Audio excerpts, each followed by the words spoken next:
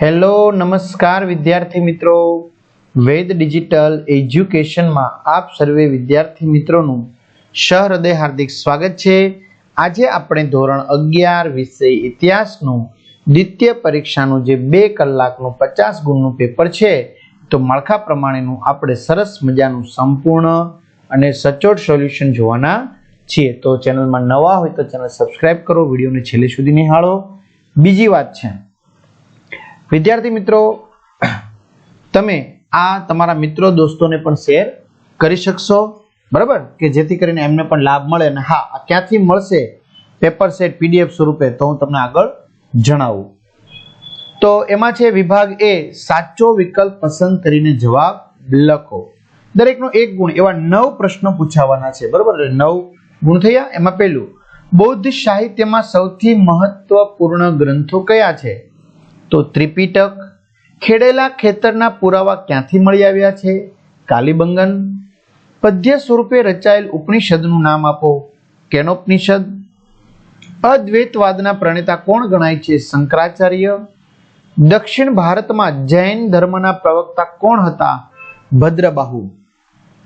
વિદ્યાર્થી મિત્રો, આની સંપૂર્ણ સોલ્યુશનના પેપર સેટ તમારે જોતા હોય તો ક્યાંથી મળશે? તો આપણી વેદ ડિજિટલ એજ્યુકેશન નામની એપ્લિકેશન છે, ગૂગલ પ્લે સ્ટોરમાં જઈ મેળવી શકશો।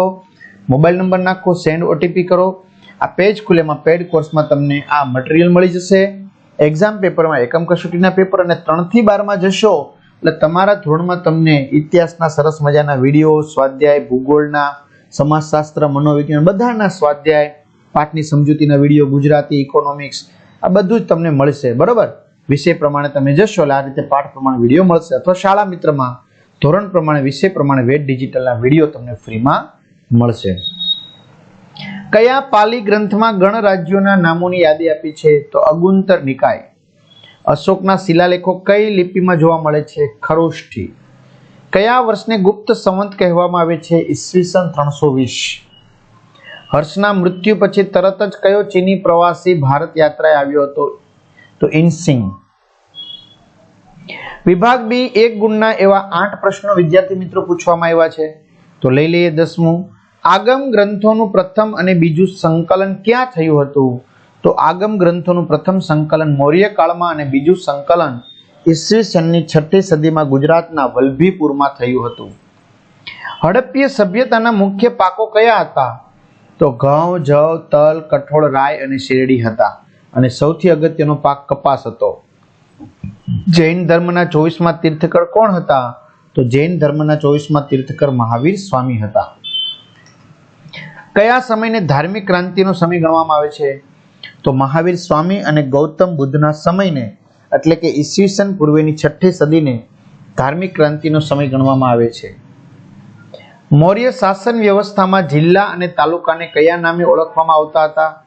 તેના ઉપરીને શું કહેવામાં આવતો હતો? તો મૌર્ય શાસન વ્યવસ્થામાં જિલ્લાને આહાર અને તાલુકાને સ્થાનીય નામે ઓળખવામાં આવતા હતા। આહારના ઉપરીને રાજુ કે આહારપતિ અને સ્થાનીય તાલુકાના ઉપરીને સ્થાનિક કહેવામાં આવતો હતો। શુંગ વંશનો સ્થાપક કોણ હતો? પુષ્યમિત્ર શુંગ વંશનો સ્થાપક હતો। શૈવ ધર્મમાં કયા કયા પંથો જોવા મળે છે? તો શૈવ ધર્મમાં લકુલેશ, પાશુપાત, માહેશ્વર, લિંગાયત જેવા જુદા જુદા પંથો જોવા મળે છે। મેવાડનો ગોહિલ વંશ પાછળથી કયા નામે ઓળખાયો હતો? તો સિસોદિયા રાજપૂતના નામે ઓળખાયો હતો। આવી રીતે વિભાગ સી મિત્રો 2 ગુણના 8 પ્રશ્નો છે, એટલે 16 ગુણ થઈ ગયા।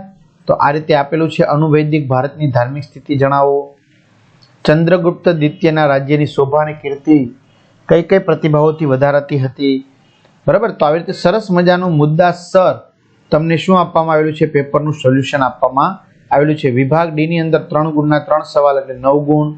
અલ્હાબાદ અભિલેખ, ઇસ્લામ ધર્મના સ્થાપક, કાશ્મીર રાજ્યના મુખ્ય વંશોની માહિતી આપો।